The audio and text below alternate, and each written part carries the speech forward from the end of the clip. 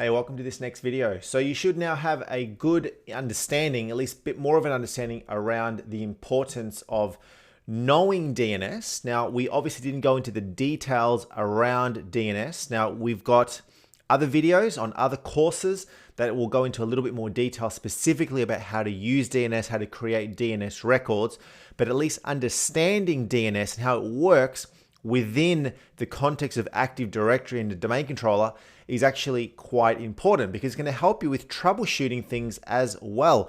There is a section in this course around the troubleshooting of Active Directory and domain controllers, and DNS is one area that, if you're familiar with it, will help you to at least understand perhaps why a computer is not connecting to the domain controller, perhaps why a computer is having issues on the network. It could be because of something like DNS, where it's not transferring the actual host name to the IP or vice versa correctly.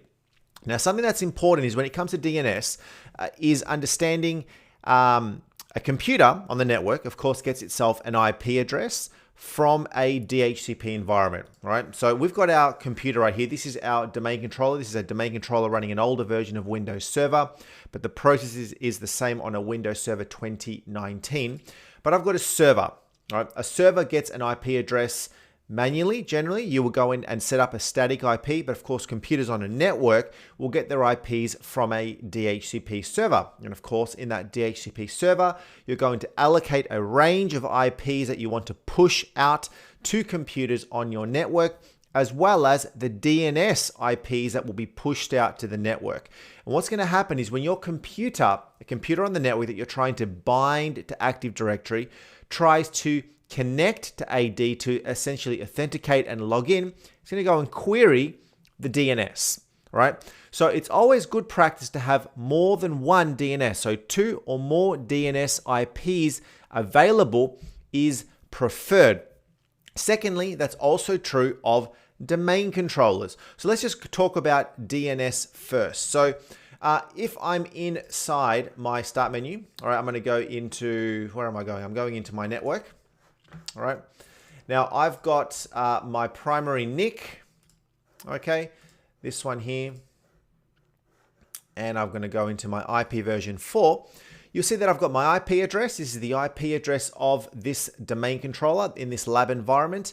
And then I've got a preferred DNS and an alternate DNS. Now in my case, both of these DNS servers are also domain controllers, because you can actually configure the DNS module within your domain controller, but you can also configure DNS separately to a domain controller. But you'll see that there are 2 DNS in here. One is my primary, one is my alternate. So what this is going to mean is that when this computer, when this server, any computer on your network is going to try and query your DNS server, it's going to point to your first one first. It's going to go and look for that record in your primary DNS server.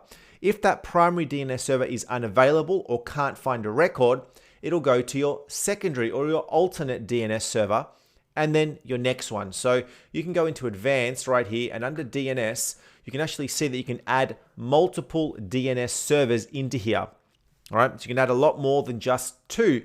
So it's generally good practice to have a pool of DNS servers in here so that your computers know the order in which to go and query DNS.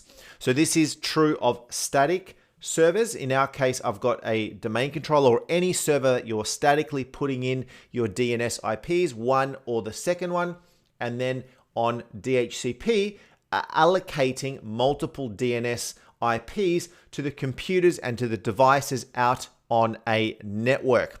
Now, this is true of DNS, but it's also true of DHCP. Now, I did mention that in my case, both 30 and 31 are both domain controllers. So they're both running the AD instance of the domain within the domain controller, and they're also running DNS.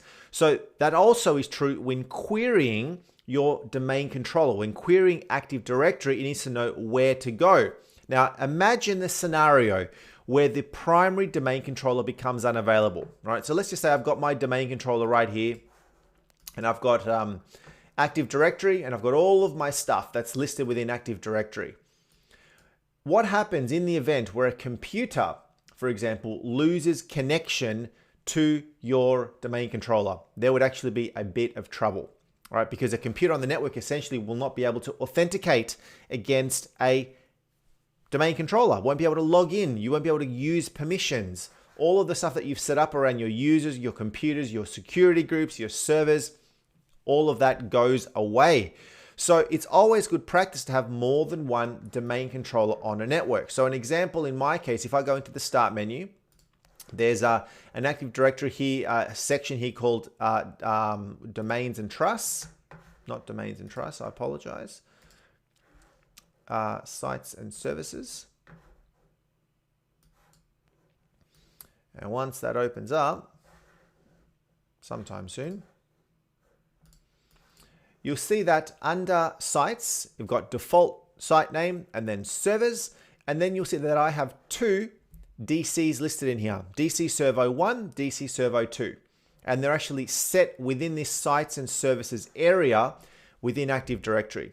Now, we're not going into too much detail around this, but it's good practice to check this out, make sure that it's kept up to date.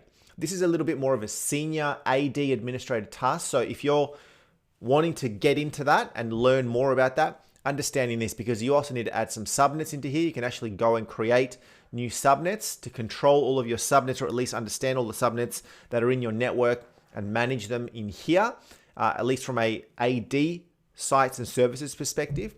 And then your servers. Okay, so when you add a brand new domain controller, let's say you've built your first domain controller, it's all good. You then go and build a second domain controller. It'll automatically get tied into your existing domain if you set it up that way. And then they'll both show up in here, and they will generally be kept in sync so that if the primary domain controller goes down, the secondary domain controller kicks in and does what it needs to do. So it's good practice to have two or more domain controllers. Now, here's another scenario. Let's say you're working in a business where you have two offices. Okay, I've got Office 1 and I've got a DC Serve 01 built, domain controller built in that office. And then I've got an Office 2. Both these offices are connected to each other on the network, perhaps via a dedicated tunnel over a VPN, whatever it may be. And Office 2 connects over to the domain controller in Office 1. So all the users in Office 2 connect to Office 1 domain controller. What if that link is terminated? What if the VPN cuts out? What if there's some sort of network connection issue, or there's no internet, whatever it may be? Then users in Office 2, devices in Office 2, printers, anything else, servers, maybe there are servers there as well, have lost now connection to the domain controller. So, good practice, build yourself a DC Serve 02, a secondary domain controller in Office 2, if you can do that. And now all of your devices on your Office 2 location should authenticate first against your local domain controller first. This is where the DNS, primary and the alternate, come into place. What you would do is you'd reverse them. Your alternate is actually now your primary, because your primary in Office 2 is the domain controller 2, because it's part of Office 2. And then if that one is unavailable, then you go and try to do Office 1 DC or DNS. So it's always good practice to have more than one.